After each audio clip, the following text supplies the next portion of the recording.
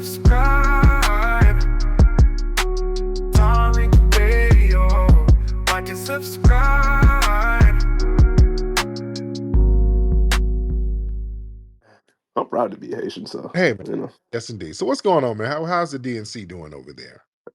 I mean, we're fine. Why is the space? I'm just curious about the space. The title of your space, like we haven't been crashing out like we were after 2016. I think liberals have been, like we're standing on our L, and like it happened, but I don't think it's like how you characterize that just such a blowout. Like Kamala, yes, she got beaten decisively, but in 5 out of 6 swing states where there were Senate races as well, the Democrat was able to win, and we was also able to flip a lot of House seats. Even though we're going to lose the House, it's still going to be narrow, so it's not that much of a blowout as you might think. Even though Kamala Harris underperformed the Democratic Party as a whole, it's not like it wasn't. I think it was a rejection of her and more at Trump as a unique figure than the rejection of the Democratic Party as a whole, if that makes sense.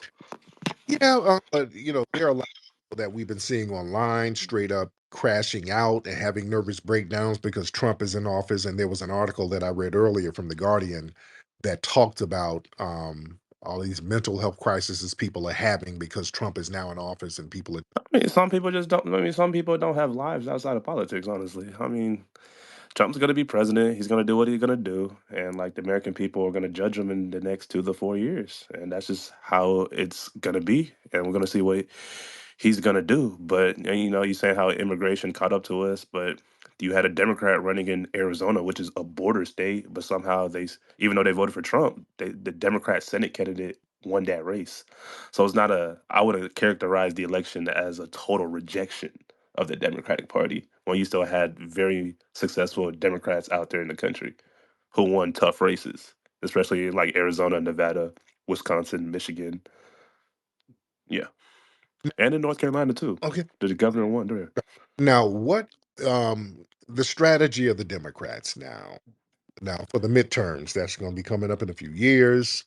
What's going to be their new strategy? Because they got to do a whole. They cannot double down on the non. What what memos are they sending you guys for their future plans? I mean, honestly, nothing right now because like, oh, first of all, I don't even get memos. But there's nothing really to go off of because Trump hasn't been president yet. Usually the midterms are a response to the party in power, what they've done for 2 years. So we got to see what Trump is going to do, then respond, honestly. So honestly, nothing. And I wouldn't, we holding Kamala to all this, like, again, she was put in an untenable position. She was a sacrificial lamb because if it was Biden, we would have got killed in the House and the Senate even more than we already did. But Kamala Harris was just a sacrificial lamb so the Democrats can sustain itself because Biden should have got out way earlier. And she was, that's why we lost. Mm, So mm, I'm just saying though, but these things happen. Like, George Bush had a successful 2004 election. They had the House, the Senate with a broad majority. And you had '06 and you had Barack Obama 2008. 2016, Trump won. Republicans had the House and the Senate. We came back in 2018. Biden won in 2020. So this is how it goes in politics. The pendulum swings back and forth. Democrats will have to stand on their L, come up with a solid message on immigration and solid message on the economy to get those voters back. But that's the work we got to do. But I wouldn't. But there has been candidates in the Democratic Party that have been successful, and we got to see how they were able to win and what made Kamala so unpopular. So, you know, it's a long story. Yeah. there it is. Thank you so Uh, Wait, hold on, bro, Tariq. I do got to ask you a question much. though. Go ahead, brother. What's up with you? First of all, I got a question just about politics. I got a question about my personal life, if you Go. mind, because I need some advice. Yeah. But why are you on this gloating tour? It seems like you're just like very much happy that like I don't know if you voted for Donald Trump, but you seem like very much happy that like Democrats lost and like you want to like just stick it to us. Like where's that stemming from? Oh yeah, yeah. The Democrats, man, a few things. I'm so glad the Democrats lost because one, they disrespected foundational Black Americans and took them for granted. Also, the Democrats targeted me and my family, so it's very, very personal with me. They had their minions and their social media marketing firms specifically try to target me on some COINTELPRO stuff to try to discredit me. So a lot of these people would just do all types of stuff to denigrate me and my family. So it was a very personal vendetta against me. So it was my pleasure to see the Democrats crash and burn. I loved it. I had marshmallows when they were they turning the country was turning Uh, red. Oh man, I had on a T-shirt with Doug on it, with Kamala's husband on it, and I was yelling, "Thank a union member," at the top of my lungs. I, I was yeah. Basically the opposite reaction of me, man. I mean, that's just how it goes. That's elections, and we got to learn our lesson. And your family shouldn't have been targeted. Or no, I think families are like out of bounds. Like even like the last woman, I would even like go after your wife or your kids or whatever. I think that's a step out of bounds when it comes to like this setting. But I do have another question for you. It is a personal matter. Like it's kind of like friend and girl problems. If you want to listen, it only gonna take like two Go minutes. ahead. What happened? So okay, so I'm friends with this. I'm in my fourth year in college. So my best friend in college, he's like my day one. We walked into freshman year together. Like that's been my homie in and out, and like we was roommates and everything. And then, but we stopped talking over the summer for a minute, and then like a couple weeks ago, he told me that he's been with this girl for the last four months. The same girl. Yeah, but this girl, like a year and a half ago, we basically dated for like 8 to 9 months, Wow. and like we dated like while we were roommates and the man used to hear us and like, and he used to like be like that girl not good for you all that, and I blocked that girl a year and a half ago because she was like on some crazy like showing up to like my crib unannounced, like it was some crazy shit, and like step by step I talked to. He was the first person I would confide to in like that whole situation, and so a couple weeks ago he was like, "Hey, I've been with her the last 4 months." Like he didn't even tell me like the first 4 months. I'm thinking like we just busy during the summer, but like I think like he just been keeping it from me. Like I know I haven't talked to her. I know she's blocked. I haven't talked to old girl in like a year and a half. But with him, like, should I be mad? Should I cut him off? Like, what should I do about that situation? How should I handle that? Yeah. And like, what's your reaction? Now, yeah, he was foul because see, he's Dirty Mac, and he's supposed to let you know he ain't supposed to be creeping behind the scenes. That goes against the player code. That's so extremely unmackish. The players know if you knock another dude's broad and that's the homie, you got to let the homie know, like, hey man, I got this broad that shows up on me. So we still cool. That's the player thing to do. But smashing behind the back, he's acting like a hoe. That's what hoes do. So Yeah. you don't rock with dude like that. And the chick, who is the white chick, Caribbean chick? What is she? No, he's FBA, but the girl was like girl was Guyanese, Okay, so she's like Caribbean, like South American Caribbean. okay. So yeah, she's trying to get in where she fit in. She's probably trying to get her green card or whatever. But yeah, Yeah, but yeah, oh boy, yeah, don't rock with him. That's Dirty Mac and yeah, you don't supposed to get down like that. That goes against yeah. yeah, that goes against that guy code. All right, we got shout out to everybody in here. We got a lot of folks in the building. Shout out to everybody in here. Let me get Tez Fay. Let's get Tez Fay in the building. Tez Fay, hop in, brother. Hope I'm pronouncing your name right. Tez Fay got a guitar up here. All right, Tez Fay, where you from with this guitar, brother? Hold on. All right, Tez Fay, where you from? Hi. How you doing, Tez Fay? Good. How are I'm good. you? You called before, didn't you? Yes. Okay, yeah. Are you from South Africa? Where you from? No, I'm from Great Ethiopia. Ethiopia. There you go. So what's on your mind? Well, I've been listening. I have been listening to you for the last 30 minutes or 40 minutes, and I really appreciate your position. I don't have issue with the black people. We all came here to mimic and copy what the Black Americans has been doing for so many years. And we don't have issue with the Black people. Black people are great people, as you have stated. It is Black people that built this country, and we came here just to learn, Yeah. to copy. You know, Mhm. and but having said that, we have also our culture.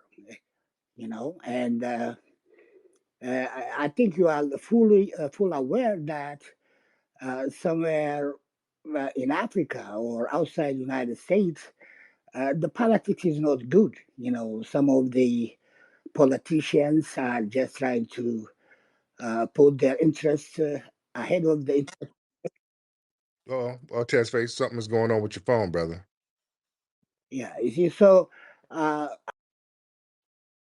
Okay, we'll get you back up, Test face, in a minute. All right, let's get Naya. Let's get Naya. Let's get Naya in the building.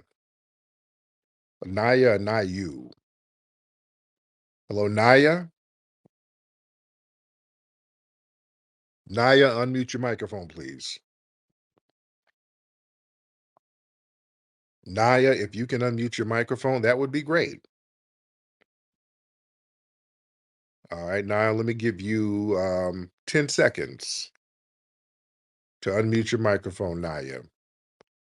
10, 9, 8, 7, 6, 5, 4, 3, 2, 1. Okay, let me get Naya out of here. I think Naya was trying to promote her OnlyFans. All right, let me remove you. All right. But yeah, going back to the Britney call, very interesting. It's very, very interesting. The tether mindset. Notice with Britney, I want y'all to notice a lot of the projection that Britney was doing. All of that FBAs are lazy. We're the ones who divisive and yeah, why you got a mixed woman yet she's laying up with a whole zaddy. They are very vitriolic and divisive towards us. Now that we are recognizing their divisiveness and delineating ourselves from it, they want to sit here and act like a victim. You see, and we ain't playing that game with these folks no more. All right, let's get Dr. Black. Dr. Black in the building. Dr. Black, hop on. Hey, what's up, Tariq? I had a quick Go ahead. question. Can you hear me real Yes, I quick? can. Go ahead. Well, with this election happening, right, and I know you're a big proponent of reparations. How do you figure your interest for reparations would like bid with Donald Trump or his administration? Well, the thing is, we have to get a good relationship going with them. And reparations, that's the main course. But there are some phenomenal consolation prizes if the reparations don't come through. And the Republicans got great consolation prizes. Immigration. And I'm guessing the consolation prize is the deportation of all the illegals. Yep, that's one. Getting rid of this sexual agenda stuff in these schools, that's another one. So the consolation prizes are pretty damn good. And we're Do you think it outweighs like I guess the lack of police reforms, or do you think that doesn't matter? Well, the problem again, we got to weigh and outweigh. There's a lack of police reform now. We already got it. So that's not a scare tactic that they're going to be able to use. The Biden administration and Kamala, they haven't done a damn thing about the police. They have not done any police reform, and they have not offered any protection to foundational Black Americans. So we're under the same so-called police state as we would be anytime else. So that's not a bargaining chip. The Democrats. only reason I would disagree with you, Tariq, because I feel like when the Democrats are in, right, police chiefs and police unions around the country, they're like like to the opposite, right? When Trump is going to be in office, I feel like police are going to be emboldened to do kind of like more things. Even though I understand what you're saying, but like, do you understand No, where my perspective is? not true. Not true. I'm somebody who was all boots on the ground under Obama, they were extremely emboldened. That's why there were so many riots around the country. You had all of these high profile protests, the Freddie Gray, Tamir Rice, Mike Brown, Philando Castile, Eric Garner, all around the country. George Floyd, well, that came under Trump, but under Obama, you had all of those major riots and uprisings all over the country in Democrat run cities, by the way. All of these high profile police killings were happening under Democrat mayors, Democrat police chiefs, Democrat DOJ, and Democrat presidents. They didn't punish none of these race soldiers. They all got off. So it was hard times under Obama. They were extremely emboldened because they knew Obama let them know that he wasn't going to do anything to them. In fact, during the middle of those riots and uprisings, Obama signed a damn blue law offering more protection to police. So that was the thing that let them know, hey, we got a green light to go in on these black folks. So yeah. I guess in my closing point, do you think for the future we should try to have more political capitals with the Republicans so we're in a better position to, because I feel like right now the Latinos have a bit more political capital because just the way the statistics like panned out. Do you think in the future we should try to, I guess, diversify the coalition a bit and try to put more eggs in, I guess, in the Republican basket and than the Democratic basket?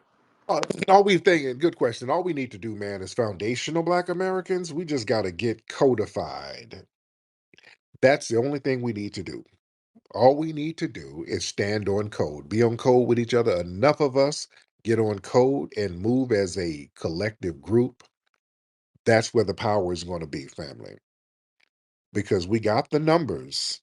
All you need is the code. That's why they're always trying, the dominant society, they're always trying to create divisive wedges between us. This is why they're always trying to create a gender divide. Then they use tethers to undermine us. And then when we call the tethers out, they call us divisive.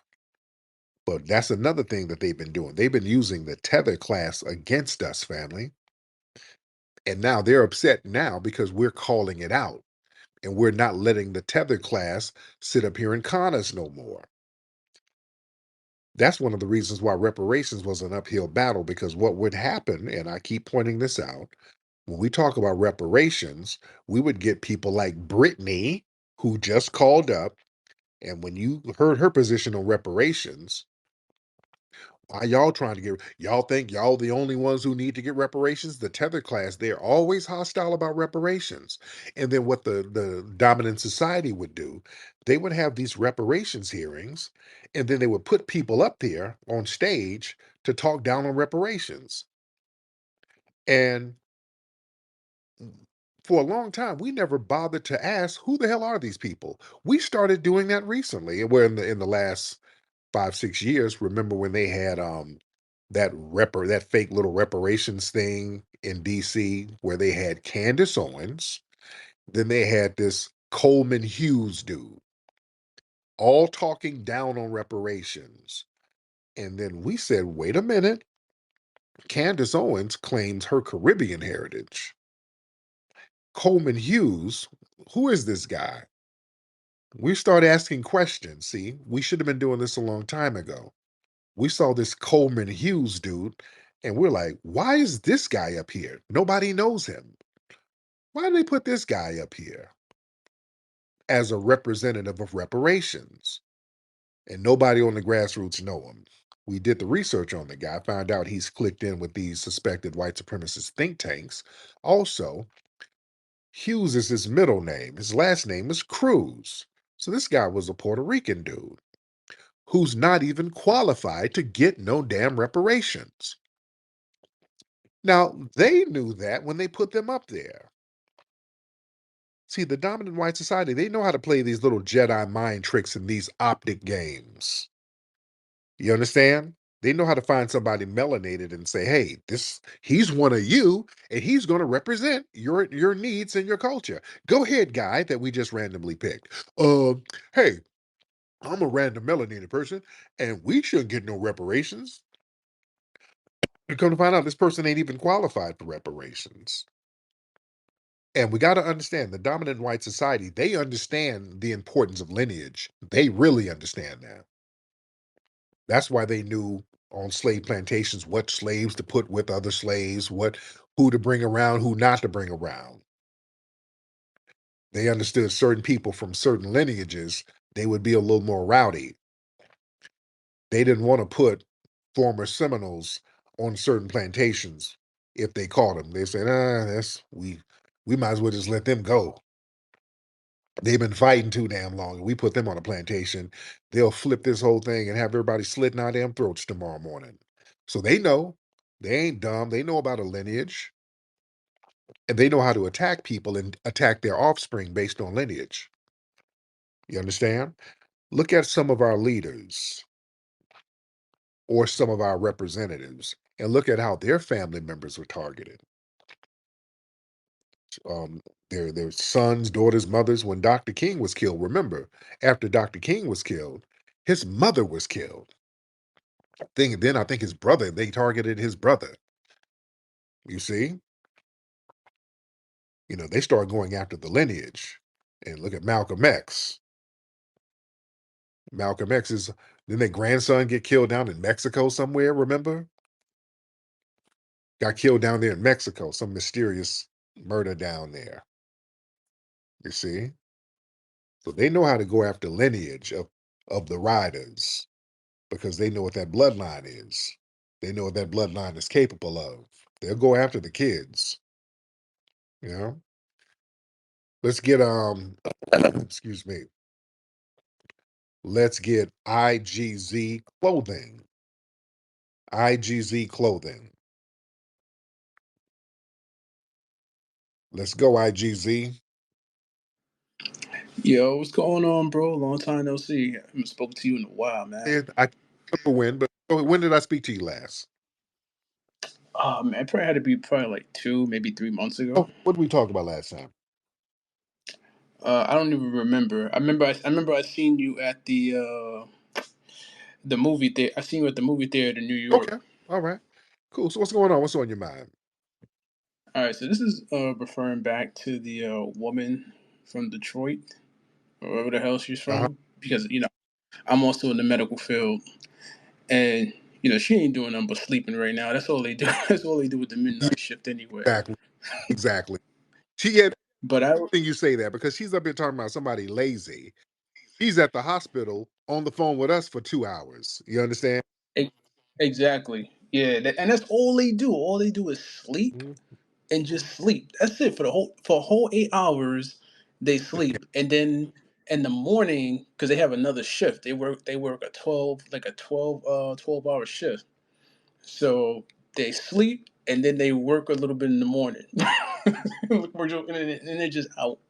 They're just out. Yeah. But what I wanted to talk about was I work in the ER. So I met this chick who actually who was digging me and stuff like that. And she asked me, she was like, "What island am I from?" I'm like, "I ain't from no island." I was like, "I'm not Caribbean. I'm none of that. I am FBA." And before I could finish even saying it, bro, she said, "Wait, are you a foundational Black American?" I No. was like, "Oh." I was like, "Oh, you know about us?" I was like, "Okay." She's like, "Your people are so divisive," and she's like, "No, we're not divisive. No, we're not divisive. We don't want you cosplaying as us no more. Uh, now, We're fixing this. Yeah, we're fixing this." But yeah, I had like, yo, bro, I had hold like on, argument after hold argument. on, wait. Now the girl. Now where was she from? Where's the girl from? If I'm not mistaken, she was from Haiti. Oh, okay. Yeah. Hilarious. That's funny, but thank you for the call. That's very interesting. You know what's interesting? Boy, the people try to kill us with that divisive stuff because we don't want people cosplaying. And that's why they say we're divisive. The real reason they start that divisive stuff is because they can't cosplay no more, family. FBA family. That's what that is. When you hear them say y'all are divisive, that means damn it, I can't cosplay as you. Because that's what they do. Where's Juicy? Juicy Genius. What's up, Juicy? Juicy had a great tweet. She posted a video of a bunch of immigrant students, and somebody asked them, "Hey, what's your American name?" Like Daniel. They all had like an American name, but that wasn't their real name.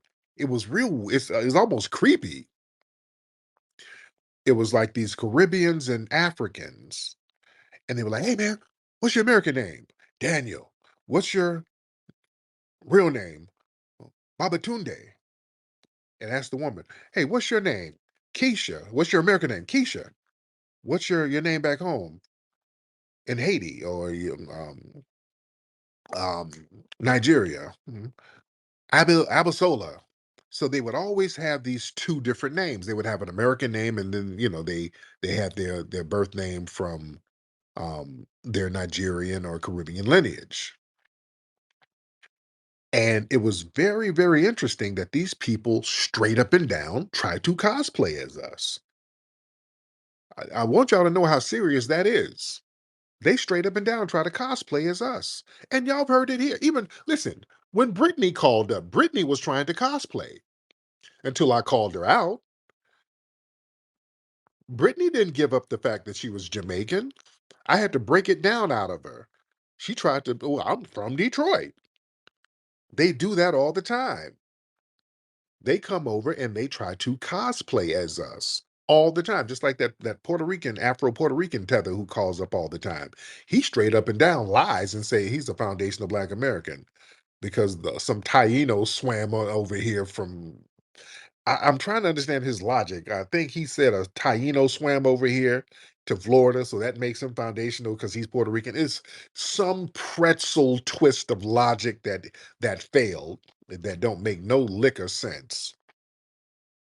But folks be trying to cosplay as us over here, ladies and gentlemen. And they will lie about their lineage. Straight up and down. Sometimes asking somebody ain't enough. You got to really dig into it. They will lie. Look, these are tethers. Lying is nothing new. They'll lie like it's nothing. And I've been seeing that a lot lately. You say to somebody, "Hey man, where you from?" South Carolina. I'm Golagichi. They do that thing. They'll just lie. Because now what they're trying to do, because they understand the delineation movement is real, they're trying to study up on a little history now. That's the little thing now. They're trying to study up on some history. So, hey, so where you from? I am from Natchez, Mississippi. Really? Yes. No, you're not. How you going to tell me my lineage? I'm looking at your forehead. I'm looking at it. I see it. You understand? They'll try to play that game. So what they're trying to do, I'm telling y'all the new con game. A lot of the tethers are starting to study up. They're trying to get a little brief history on some southern towns. So now they can try to cosplay like they're from these towns. You understand? But a lot of us have been to these towns, or we got family in some of these towns, so we can still catch them. You understand? Because I had somebody tell me I'm like, "Where are you from?" "I'm from Birmingham, Alabama." Not with that accent, dude. I lived in Alabama. I lived in Birmingham. You don't know me, nigga. You are not from nobody's damn Birmingham. All right. At all. Your whole vibe, swag, accent, that is not a Birmingham accent, dude. We know accents. You understand? We know accents. We can pick up, see if a lot of us, and this is why the tether class, they hate that we are looking inward to our lineage and appreciating all the nuances of foundational Black American lineage. We got a great, great lineage of people, man. And that's why when folks call up, I can kind of just talk to them for 2 minutes or 20 seconds and kind of guess where they're from based on their accent. All the time. You talk to somebody, you can feel, okay, that's a South Carolina accent. That's an Alabama accent. We know an Atlanta accent. We know some of the Florida slang, the Louisiana accent. We can pick up on that immediately. The Texas accent. People call up, I can guess what part of Texas they're from based on the accent. We hear you. We can hear it. Somebody from the town, from Oakland, when they call up, I know right away they're from Oakland or from the Bay Area. Immediately, I know the accent. There's a distinct accent. You're from LA, I know the accent. Detroit, people call up, I can immediately guess just by the accent or the slang they use. When they call, hey, what up, though? That's Detroit. You know, that's the great thing about foundational Black American culture, because our culture is so vast, we understand the nuances of it. Yeah. And we can tell when people are not from the culture. Yeah. We can tell when people are foreign. Like, remember, like a month or so ago, I had this one tether, that one weird tether with the janky haircut, who was claiming him and his family's from Detroit. And he was clicked in with a bunch of white supremacist groups. And this dude had the world's jankiest hairline and haircut. Like, dude, you live in the D, but you ain't from the D. You are not from the D. Not with that janky haircut. You live in some enclave somewhere. You are not from the D with that haircut, talking the way you talking. You ain't moving around that city like that. You live in some little immigrant enclave. Yeah, we can tell. We can look at hairlines, see how your hair is faded. We can see you ain't really been around nobody. We know. Women, we can see them crooked wigs. We can look at them crooked wigs and see that you ain't really from Memphis. You claim you from Memphis, not with that crooked wig. Them sisters in Memphis would have hollered at you already and got you a better wig. So we know it's not divisive. We just know when people are from our lineage and our culture, and we know when they are not. And we are not sitting up here claiming to be generic Africans. Shout out to the rapper Trick Daddy. Trick Daddy made a video. A lot of people were upset with him, but a lot of people were agreeing with him. He's like, hey, I ain't African American. I ain't been to Africa. I don't plan on going. I ain't Afro nothing. I ain't African nothing. I'm an American. I was born and raised in the pork and bean projects. I'm an American right here. Everybody's standing on lineage business now, man. We're standing on lineage business, which is what we should have been doing. And again, everybody should have been on that. Look, when I made the first Hidden Colors, I talked about the Aboriginal people here on this land. I've always been on that. I've always understood and acknowledged our rich, rooted, grounded lineage here on this land, because this is ours. This is ours, ladies and gentlemen. We're not guests. That Brittany chick was talking about, how come we don't get a little town somewhere? We ain't immigrants. We ain't got to do that. This is all of ours. It's all of ours. We don't have to congregate in some little area. This is all of our joint, man. In the heart of nature, we find our true strength, a connection to our roots, to the land, to each other. Introducing Rootwork deodorant, infused with the potent power of High John the Conqueror root. Embrace the natural strength and resilience passed down through generations. Feel the purity of natural ingredients, harmonizing with your body and spirit. Rootwork deodorant, bringing you in tune with nature and with yourself. Rootwork deodorant. Connect, empower, thrive. Available now at rootworkstyle.com.